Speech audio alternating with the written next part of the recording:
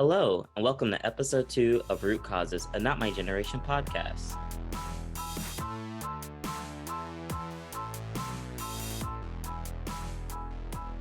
Today, we will be discussing Black liberation and gun violence prevention with Daud, Mumin, and Fatimata, Cham. How are y'all doing today? I'm well. How are you? I'm doing good. So first, what we want to do is we want you all to introduce yourselves and tell us a little bit about yourself and how you got involved in the fight to end gun violence. My name is Daud Mumin. I'm an 18-year-old organizer and activist from Salt Lake City, Utah. I currently serve as the Equity and Inclusion Chair for the March for Our Lives Youth Congress, working to create intersectional and equitable movements and strategies toward ending the gun violence in the country, specifically ending gun violence in Black and Brown communities. I have been an activist since I was 13 years old. My work in gun violence prevention began when I was 14, when I witnessed the death of a very near friend at the hands of a gun. So, there's a lot of personal stake in this fight for me, but also there's a stake for my community, for my people. So, I continue fighting for liberation, also, liberation that functions outside of oppressive structures such as, whiteness, masculinity, capitalism, and colonialism. So I continue to learn and grow as an activist every day. So thank you so much for having me. My name is Fatimata Cham. I am 19 years old. I'm originally from the Bronx, New York, and I'm an activist and organizer. I'm the founder of Muslims Matters, the news media page that I created in order to spread awareness about some of the Islamophobia that's going around in the world today, especially in terms of the international community. I'm also a gender equity activist, so I do work with Girl Up and helping to raise awareness about issues facing young women, particularly in Uganda. And on top of that, I am also an ambassador for Youth Over Guns. So we do a lot of work for gun violence prevention. And I got involved in activism really early on. I would say my first protest was probably in the second grade. And later on, I started to witness a lot of gun violence going on in my community, particularly really, really close to home. And so I knew that I needed to do something about that. And I began my work, I think, around like ages 13 to 14. So yeah. When thinking about it, there are so many different ways that folks have interpreted what that means, how it looks for them, and what that fight looks like. And I think it's really awesome to hear from you all's like what that perspective is. Because when I think of Black liberation, it's really hard to try and figure out what exactly it looks like because it's something that, we haven't had a chance to see happen. And a lot of times it's hard to see freedom when you're in a system that doesn't give you that, right? And I think being able to break out of that and talk about what does it mean when you're a Black person living in this world and are liberated, and how does that look like? And in thinking of Black liberation, how are those who are non-Black be allies in the Black fight for Black liberation? Because I think that not thinking of whiteness, right? Because that a lot of the times it can seem as like black and white, and there is an in-between of folks who are of color can sometimes be affected by the systems that Black folks are affected by, but also benefit from the systems that white folks have created. So I want to talk to you all and think about like in the fight for Black liberation, how can non-Black folks be allies? Outside of discussions of white supremacy, right? For example, how do we approach Black oppression without censoring it around the white people's experience? The second thing I would say about Black liberation for me is about, are we talking about Black liberation in terms of our proximity to whiteness, or are we talking about it without the scope of whiteness even existing, right? The point of whiteness itself is to create a second class, which has become Black people in America and Black people around the world and colonized people around the world. So I think for me, it's about, creating a liberation that is not in scope, it's not within the parameters and not within the marginalizations of whiteness, and something that functions outside of, and something that I continue to explore and learn every day as I do this work. Yeah, I agree with everything that was said about Black liberation. Oftentimes, when I think of Black liberation, I also think about spaces and like what spaces we're creating to liberate Black people, the Black community. Based on my own experiences, I've always tried through working with several organizations to create spaces for Black people to uplift them. But then also, what has always come to mind is when I think of the education system, when I think of the healthcare system here in America, when I think of many, many, many systems that have been created by white people, how do we liberate Black people through that? And to me, it's always been just dismantling the current education system, dismantling the current healthcare system. I think dismantling is going to be the only way in which we can liberate Black people, because in a capitalist society, in capitalist America, there's no way that I think we're going to be able to liberate Black people through the current systems they have. even through trying to pass legislation or trying to improve the system that they have here in America, I think that's just going to make the situation worse. I don't think it's going to help to liberate Black people in any way. Thank you all for sharing. And I think the reason that I wanted to bring this up, especially thinking about Black liberation, is a lot of folks conflate liberation for folks who are of color, who aren't Black, as that being the same fight sometimes. And I think there's various distinctions. And I think understanding that Black liberation, it's a very different movement. And for many different reasons, a lot that you all have brought up, like the systems that we have to interact with, the way we even have to think of in a quarantine, people are still fearing for their lives, and Black folks are still having to fear for their lives. We even see during COVID-19 that there's been some allyship of folks who are API who are like, I know this is a really bad situation right now, but we still need to uplift Black voices and Black folks' stories and their experiences and understanding what Black liberation is, because even now, even during this, even with a lot of the things that community is going through, there's still an understanding, like those who do understand, that there is a privilege. There still is a difference in the experience, because in the age of COVID-19, which is disproportionately affecting Black folks, thinking of a lot of those systems that are in place and a lot of the systems that have caused that, I think it's really important to understand that there is a distinction between folks who are Black and then non-Black, and then folks who are white. So I really appreciate y'all giving that insight and really figuring out like what that looks like, because I think allyship isn't as easy as folks make it seem to be. I think, Daud, you brought up a really great point. It's like not centering yourself, and it's really making sure that these experiences that you're uplifting, because I think a lot of the times when we're thinking of allyship, it's, oh, well, I did this, I'm an ally, right? And you don't really get a chance to, you're not able to label yourself as an ally. It's us labeling you as the ally and what that looks like for us, because it's definitely, I think in this time when it comes to the word ally, it can be like an end of like it's like another add-on to a title. Like we love making sure that we're advocating for a group or we're there for a group, but in reality, if that group doesn't feel that way, like what good are you doing for this? So I really do appreciate y'all. So we did have a chance to talk about like what Black liberation looks like for us, right? And I wanted to talk to you all more about like how does that intersect with the fight to end gun violence? Because I think that there's a lot of connection between the two. Ooh, that's a really good question. um, when I okay, so I'll just like bring it back. So when we think about, let's say, the coronavirus, right? There was a lot of like social media posts going around saying, I don't feel like I need to stand up for Asians during this time because they feel like there's racism within the Asian community against Black people. So that was a really interesting conversation that I had. And then when we think about racism that happens in those communities, in the Hispanic community, Latinx community against Blacks, it's difficult for me to think about allyship in the sense that these people also need to realize that there's racism against Blacks in their own communities. And once they recognize that racism, I think that's when we can start to build allyship in terms of people of color. And for me, at least, I don't feel comfortable using the term people of color because sometimes I feel like even in several communities, I feel like I am discriminated against. So that's something that always comes to mind when I think of how can we build allyship with non-Blacks. Yeah, no, Fatimata, you make several good points. I think something that I also want to build off of is one, I think the whole point of being a Black ally is that you have to be pro Black, not simply just not racist, right? I think back to a quote by MLK about how he's framing about how the white moderate is the greatest enemy to the fight for liberation, and how a lot of allies, and I put that in quotes for the listeners, is, as MLK says, they prefer a negative peace, which is the absence of tension, instead of a positive peace, which is the presence of justice, right? Simply wanting to bring down tensions in the country against Black Lives Matter, against police brutality and things like that, that does not make you an ally. That does not make you a person in the fight. That makes you simply a person that doesn't want a fight to exist. And again, that still functions within the same systems of oppression, right? We're functioning within parameters that the oppressor has outlined for us to function within. The second thing I would say for me is stop censoring yourself. Anti-Black work is not about white folk experience, simply put. And obviously, that we still need to continue to imagine what it means to be white and anti-racist and pro-Black, right?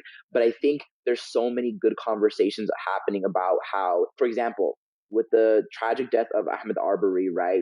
We saw so many white people being like, there wouldn't be an outrage if this wasn't me. We know it's not going to be you. So let's stop talking about that. And let's start talking about the death of an innocent Black man. Let's start, doing that, right? And I think another thing for me that's super, super important as someone that wants to be a quote unquote ally is give us the time to grieve, give us the time to process, right? Because unfortunately, in the society that we live in, right, Ahmed Arbery is going to be given social media presence for a week, 2 weeks max. And in those 2 weeks, we have to create the most analytical, articulate, critical, radical, and revolutionary thoughts when we're grieving the death of a Black person, when we're grieving the death of someone that's our own, you know?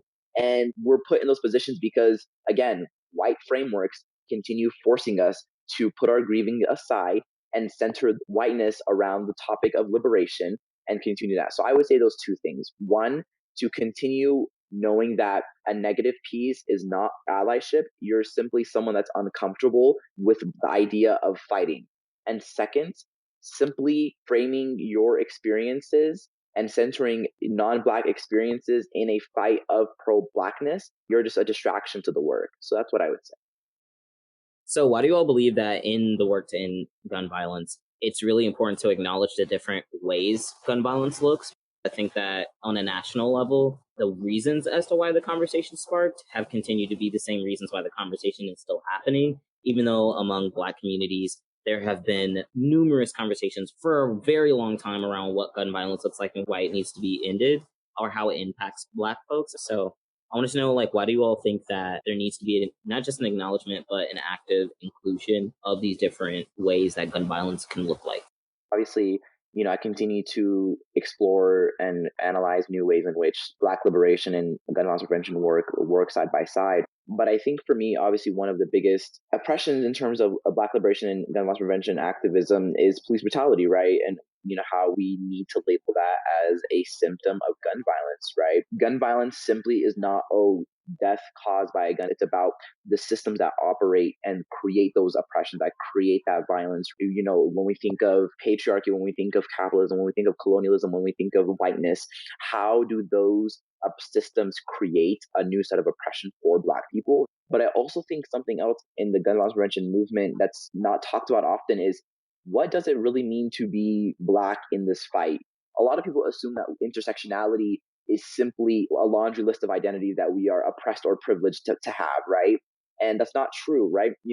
Angela Davis talks about how intersectionality is a theoretical activist framework to think about the ways in which our identities inform each other and how we exist in the world, right? Which is what creates anti-Black violence in the GVP space, right? Is because we're not understanding that as Black people, we have a unique intersection and we have a unique interaction with gun violence that non-Black and especially white people will never have, right? So we need to continue highlighting how being Black affects your experience with gun violence. And I think that's something that I want to continue talking about and exploring as an activist space. I agree with everything you said. I think that when I think about the GVP movement and Black liberation, something that always comes to mind is what happened in Parkland, and how a lot of the Black students that were impacted by the Parkland shooting were left out of the conversation, and their trauma was not acknowledged when it came to the news and media attention. And how oftentimes when we think about non-Black people, how the outcry is always louder, how their cries are meant more, their tears are meant more. And like me growing up in the Bronx, New York, how there's people that experience trauma every day from gun violence, but their voices are never included in the conversation. And then we like to talk about how allyship is important, but whenever we're in those spaces, they like to, take up the conversation and not pass the mic, or like not include Black people when they're talking about new legislation that should be passed. I think off of that, Daud, I want to ask another question because y'all are bringing up some really great points. How can using tokenization hurt a movement in terms of trying to be as inclusive and aware as possible? How can I end up hurting a movement? The question was like, how can organizations end up hurting a movement? Yeah, by using tokenization. Oh, yes. I think it's due to the fact that they think that by having one Asian person in the room, one Black person in the room, and then having another white person in the room, and having them talk about the GVP movement, how they think that's somehow going to fix the problem or fix the issues. But and then having always that same token Black person in these spaces, it's crazy to me because like everyone has different experiences and different communities. Like Dawood said earlier, like he grows up in suburban area and I'm from the city. we're both Black, but we have different experiences. So they can't expect to fix the problem by just having one person that represents that demographic of people talk about gun violence, because it's different for everyone. So I think that's how a lot of times we see organizations mess up or like not really do anything. Something for me that's really important is talking about how I guess I'm gonna take that question a step back and realize that once we simply start talking about any type of work, whether it's gun violence prevention, whether it's anti-blackness work, once we create a holistic model, that's when we've lost the fight, right? That's when we've lost the ability to really approach the fight, because oppression is a unique set of problems for a group of people that are dealing with said structure, right? So how come we're creating this idea that, for example, let's say ERPOs, right? How do we know that ERPOs is going to work for every single community affected by gun violence? How do we know the universal background checks is going to work for every single community affected by gun violence? So I think what the gun violence prevention needs to do is, simplest of term, is to stop being lazy and think about how different communities are affected by this issue, right? We often don't talk about how young Latinx women have the most attempted suicides in this country by firearm. And we don't talk about that, right? We talk about white men and how they're the most susceptible to suicide, but we're not specifically thinking when it comes to domestic violence, when it comes to suicide, when it comes to mass shootings, when it comes to inner city gun violence, and when it comes to school shootings. Every single one of those that I just named, we always have one token group that's the person that we're fighting for, right? And I was like, that's not what the goal is. The goal is to understand how each group sees gun violence and what are the ways in which we can liberate them from that violence. And I think that falls into the question that you asked about how we can start thinking about how Black people need to approach this gun violence prevention work. We need to start thinking about the different ways in which Black people are affected. I'm gonna be honest, I live in white suburban America. Like, at the end of the day, will never understand the experience of an inner city African American person. No discussions about it, right? But we also have the same question about, living in a suburb. The increase in suicide is not something that's often talked about, right? So we need to continue understanding how we each experience gun violence and what are the ways that we can build and rally and support each other and build community around that liberation. Both of y'all bring up really great points, because when you're trying to make sure that you're including movement, I think it's not about returning a wheel. There are people who are already doing this work that you could just help with their work, uplift their work, amplify it. And I think that's really important. When thinking of tokenization, you don't need to bring someone in to make your organization or to make the work you're doing look better. You could just work with folks who are already doing it in order to continue to push a movement. Because I think at the end of the day, if folks are fighting for the same thing, it can end up hurting someone when you are trying to return a wheel that's already been turned over and over again. And in a way, are taking away those resources, because you can see it happen where someone's doing work and it's really amazing, but then someone else, an organization, or folks who are white or don't have the same experiences can come in, do the same work, say the same things, but they might get the money instead. They might be able to go on those talk shows. They might be able to be more in a media presence to have that conversation on a wide scale. And if we're thinking of Black liberation and gun violence prevention work, if you're really trying to make sure a movement gets heard and seen, that can end up hurting it, because you're taking away the resources, you're taking away the time, you're taking away the conversations that group of people could be having on their own if they were given the right resources, if they were able to access those places that are not necessarily accessible for them or are gatekept in a lot of different ways. And I think we've touched on this a bit in a lot of different ways, but I want to ask very specifically, is there anti-Blackness in the gun violence prevention movement? Something that Fatimata said that I think kind of struck me as well is, oftentimes in the GVP space, people think that representation is liberation. And I'm like, let's take a step back. Because me showing my face in front of a camera is not me all of a sudden lifting the burden of gun violence, right? Like, it's just simply not true. But we need to think about, in terms of representation, right? Because representation is important, right? It's a major first step towards getting new ideas, getting intersectional ideas, getting equitable ideas out there. But we need to think through, how are the practices, structures, and policies that we're advocating for or we're trying to set up, how do they affect every group we say that we advocate for, right? I think where March for Our Lives has transitioned into, that I think is really important, is understanding that simply giving us airtime is not you advocating for communities correctly. But now we've shifted into the idea that within our policy, within our legislation, and within our community work, right? That's often something that's not talked about, is how community sometimes is one of the strongest ways to build solidarity and to build a fight against oppression. I think that's what's important, is that representation is on liberation, and we need to continue thinking about how our practice is set up affecting the community that we say that we advocate for. Yeah, I agree. I would say yes, there's anti-blackness in the gun violence prevention community, but I just think it's also about not willing to like acknowledge what this country is rooted in. And I think that when we think about anti-blackness, it's also always about not just the history of this country, but the conversations around that and the legislation around that. Like just when we think about this country that has basically disproportionately impacted Black and Brown people consistently and constantly, it's about not acknowledging the history of this country and blocking people out of these spaces and conversations. I think especially something else that Fatimata added was that I also don't think tokenization is simply a person. I think sometimes you can tokenize experiences, right? When we continually have the same narrative, right? It's hurtful because we're not exploring all the different narratives that come about, right?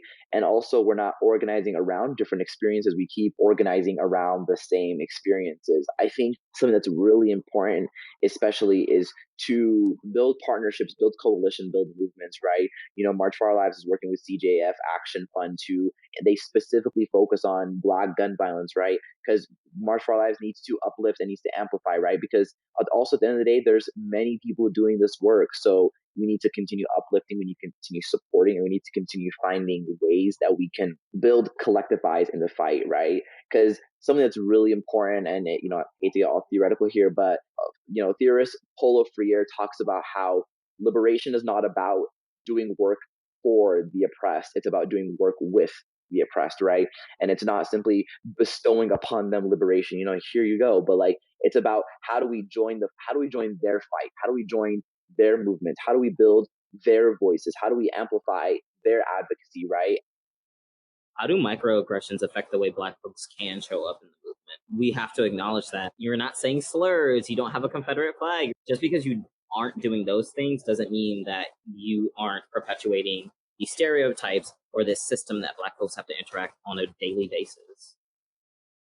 I think something that's really important is understanding what anti-blackness looks like, right? Anti-blackness is when you're not doing pro-black work, and also when you're not doing anti-racist work, right? Simply being in the fight for a different group does not exempt you from being anti-black, right? The second thing I would say is I think it's about how we approach Black liberation, right? How do we approach Black gun violence prevention, right? Because that's, again, like we already outlined, a unique set of oppression and a unique form of gun violence. So I think, going back to your question of is there anti-blackness, the simple answer is yes, but I think the more nuanced answer to it is about, right, the gun violence prevention movement is full of young people, right? It is full of young people that simply, unfortunately, have not done the work to understand what it means to be pro-Black. So I would say, and I continue exploring what it means to be anti-Black in the GVP space, but we see a lot of it, and it's quite hurtful to the movement. I think you also touched upon this because of social media and stuff. We've changed what organizing suddenly means. And because of that, people associate organizing with going to big protests and big rallies, but not acknowledging that if your work is nowhere near close to the communities that are being impacted by the issue that we're trying to solve, then like, are you actually organizing? And that's something that I always talk about with my friend Aaliyah. She works with People Over Guns too. And she says that like language is another thing. Like, how do you expect people to talk about like the things that they're used to talking about, and the only way they know how, if you're expecting them to have some big vocabulary? Like you can still comprehend what I'm saying. So I don't think that it's necessary for me to change like my vernacular just for you to feel comfortable. And so that's something that I always think about: accessibility, language, and just how organizing has kind of shifted because of social media. A little bit about me. Like, I've been speaking and doing speaking engagements for like what, 5 or 6 years. And what I've noticed is that people are like, "Oh my gosh, like you speak so well," and I'm like, "But what? What does that even? What does that even mean? I speak well? Are you saying I speak well for a Black person? Are you saying that I speak well?" And like, there's always these things that we're interacting with. And I think especially you all bringing up the points about like how social media has affected what organizing can look like. People who've been doing this work can't necessarily access social media. And I think what's also played into fact is like, it's something that you can capitalize on. Right now, being an organizer, it's like a trend in some sort of ways in the sense of how social media helps it. And I think that, especially when we're thinking of like Black and brown communities and how they're affected, I'm not going to be thinking about how my next Instagram photo is going to be looking in order to be seen as this organizer that's doing this amazing work. I need to be fighting for my people right beside them on the ground. And I think that when you co-opt a movement and turn it into something where it's, oh, it's this glamorous thing. Like, it's not glamorous to do this work. It's hard work.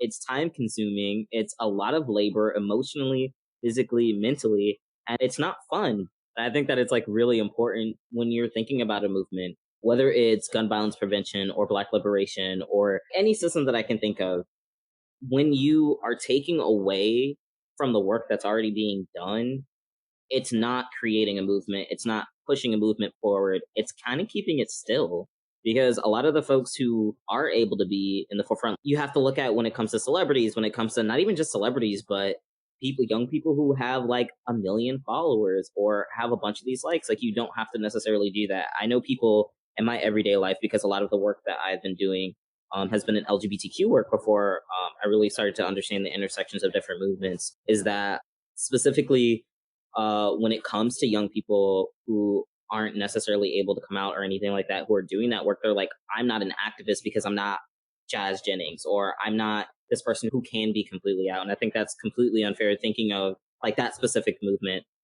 It's not as easy to continue to do that work and be out like that. But being able to have a conversation with a friend, being able to talk to a teacher, being able to bring up an article with friends or family, like those things are super small. And you don't necessarily have to be on Instagram or Twitter or Facebook with all these people who are reading everything you're saying. But being able to even talk to one other person and getting them to understand the movement that you're fighting for in its own way is a form of advocacy. It is its own form of activism, because that's labor. Like, imagining having to talk to every single white person that doesn't necessarily understand what it means to be Black.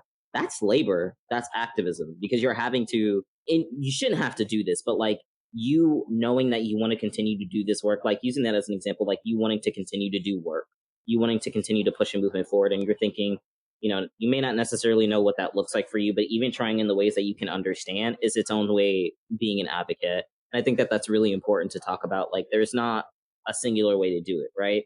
It's not necessarily accessible to do speeches, because like you said, after the end of a speech, if someone's like, oh, this person didn't really talk that well, they're going to be too focused on not what they're saying, but how they said it. And that's where you lose the message.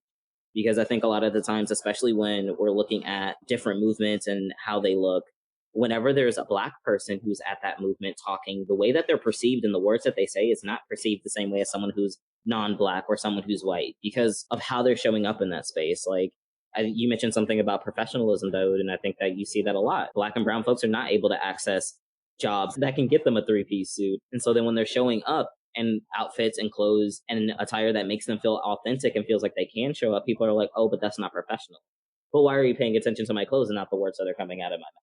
Right? That's super important to understand, I think, when we're thinking of movements in general, and especially when we think about microaggressions, is that, there are such little things that other folks may think that aren't that big of a deal, but they're really big in how they impact Black and brown folks. I think something as simple as, like, to some folks, oh, getting a suit should be easy. It's not that big of a deal, but it can be a big deal. It can make or break someone's way of moving throughout the world, especially thinking of these movements.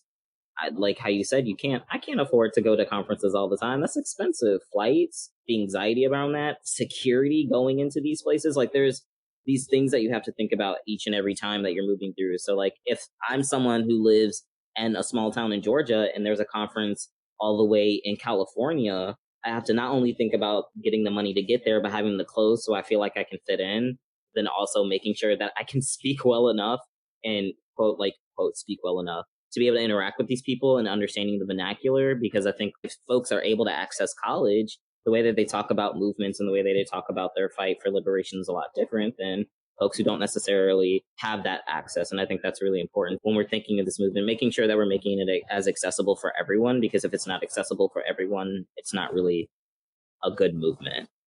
I wanted to dive a little bit more into something that I thought would be important to talk about. When we were thinking of the gun violence prevention movement, a lot of the times the conversations that we hear are around gun control specifically.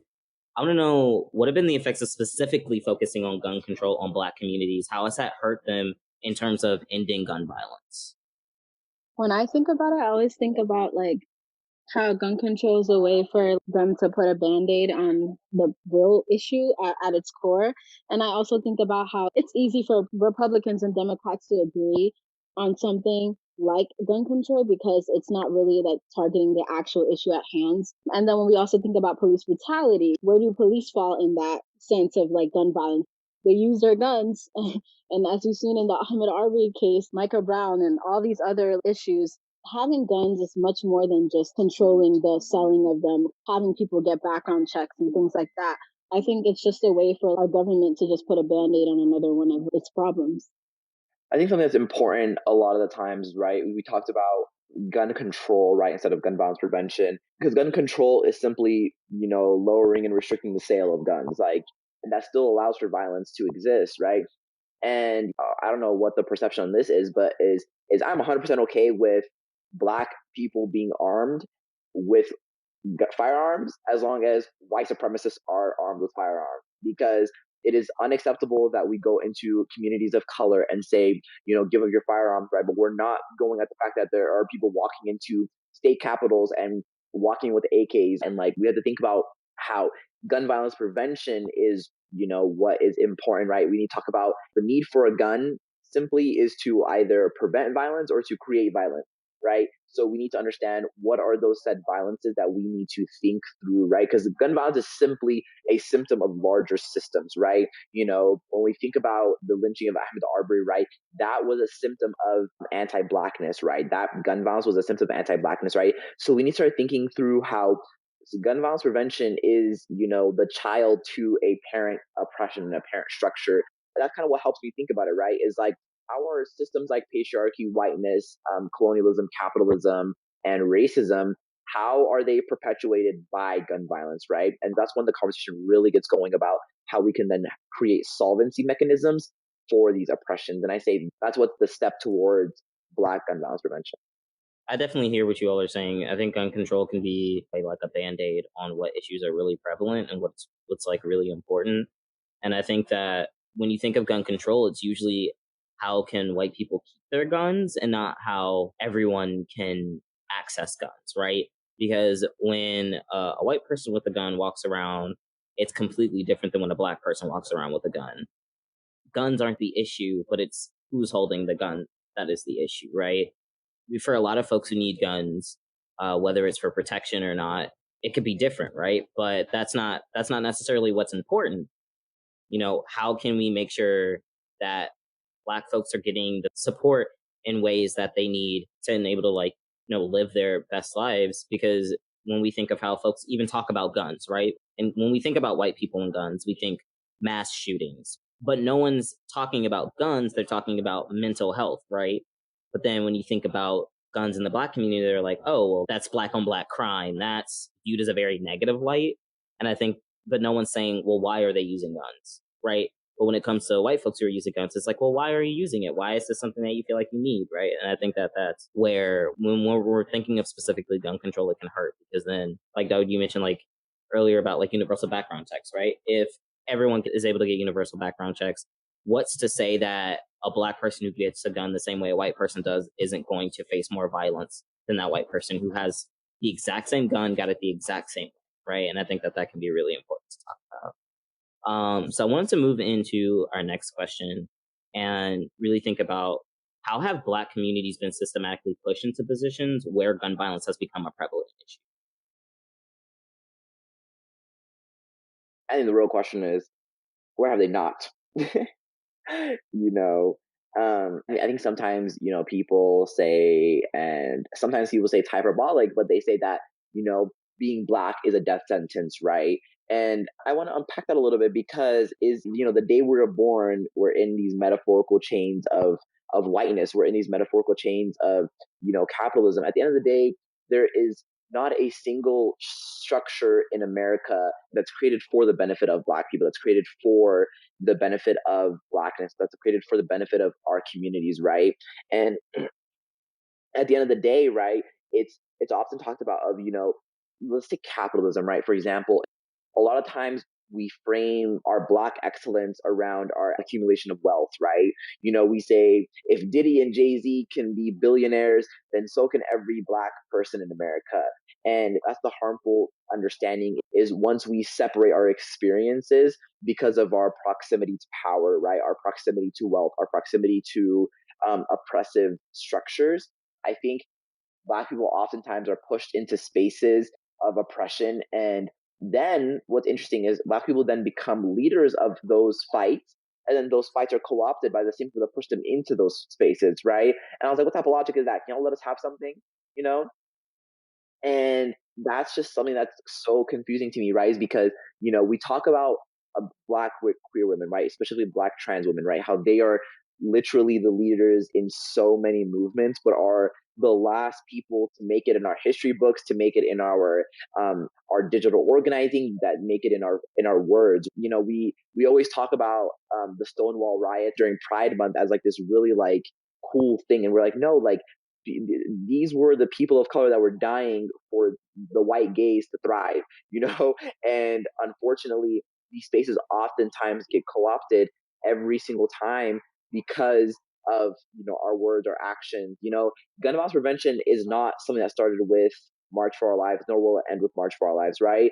And it did not start with Black Lives Matter, and nor will it end with Black Lives Matter, right? And we need to continue thinking about how there are people that have done this work, and we need to continue uplifting their voices and their activism, right? And we need to continue learning from them, because until we start thinking outside of these systems, we're gonna keep being pushed deeper down and worse into them, right? So we need to think about how can we start organizing. And I don't know if it really answered your question originally of or how about people pushed into spaces, is we need to continue organizing together to ensure that when we are given a new form of oppression, that we are able to overcome it because we're together, we're united, right? And start thinking outside the parameters of oppression. It's kind of like they want us to sit there and like watch them kill us and not do anything about it. When we think about people having to defend themselves, like time and time again, we've seen in history where people like Fred Hampton have like done stuff to try and liberate Black people, but then they always end up getting killed and murdered. And so I think it's really important for us to acknowledge that the reason why people have had to use guns or defend themselves is because they have no choice. They live in a country that doesn't care if they're murdered or killed by the systems that they created. So that's why I think they've been pushed to that point. When we're thinking about like how Black communities have been pushed into these positions, you create these environments that pushes us in, and then when we try to fight for ourselves in ways that we can best access, then it's shunned upon and seen as bad. But then no one's giving Black communities support in the system that we have to exist in right now to be able to thrive, to be able to not use gun violence as a way to get food on the table, right? To get rent. Even though, yes, gun violence is an issue, and I'm not saying that it's good or anything, but for some people, that is their livelihood. That is the way that they are able to keep surviving every single day, because that's the only way they were taught or had to learn how, because it's not like schools or institutions are trying to make it so people are able to access these things. Like we think of like in cities, how there's not necessarily grocery stores that every Black community can access, where there is fresh fruit and fresh vegetables and food that's like, quote unquote, like healthy or unhealthy. Like when people can't even access those things, what makes you think that they're not going to do in any means necessary way of trying to access those things, whether it's getting clothes, whether it's getting food, whether it's getting rent? When you are putting these people in systems that were never built for them, they're going to find a way to survive. When you think of how our government works in the sense of, people accessing food stamps or any government assistance, it's not Black folks who are able to access those systems to be able to give themselves the support they need every day. Because of these perceptions of Black folks always committing crimes, because they've always had to be in positions where the things they need, they have to get by any means necessary, they're then told, oh, well, you needed food on the table, we're going to arrest you. right? Instead of being like, okay, how can we make sure you have food on the table next time so you don't have to go to any means necessary position to be able to survive. So we've had a really awesome conversation. You've all brought up really great points, and I think what I would like for you all to do is think about, if you could, this might be a little hard, if you could, in like 1 to 2 sentences, how would you sum up how the fight to end gun violence is also the fight for Black liberation? I know we've had like an hour conversation, but I think to sum it up in terms of how does gun violence prevention, equal Black liberation, it's that until Black people are not only a part of, but are centered and are thought of and are there speaking for themselves and their communities are amplified, right?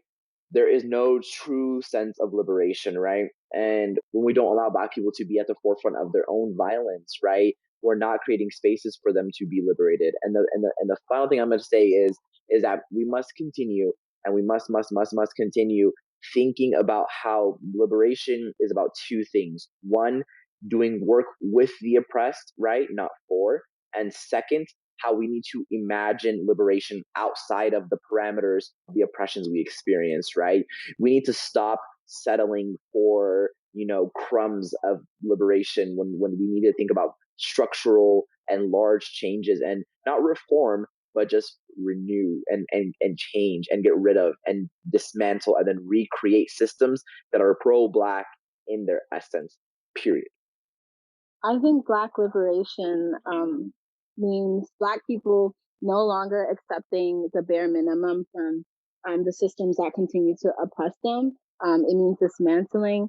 It also means that when we think about gun violence prevention movement, that they're at the core of the conversation, not only the conversation, but stopping gun violence in our communities. That's what I think. I really do appreciate you all coming on and talking about this. And I think this is really important and a beautiful discussion around Black liberation and the gun violence prevention movement. And so I really want to thank both of you for taking the time to speak with us about this. And I hope you all can come back on soon. Yes, thank you so much for having us. It's refreshing to be able to talk about these experiences, not playing an uphill battle to be heard, but to be given the platform to speak. So thank you so much to you, Addison, and to Not My Generation for having us. Yes, thank you to Addison and Not My Generation for having us.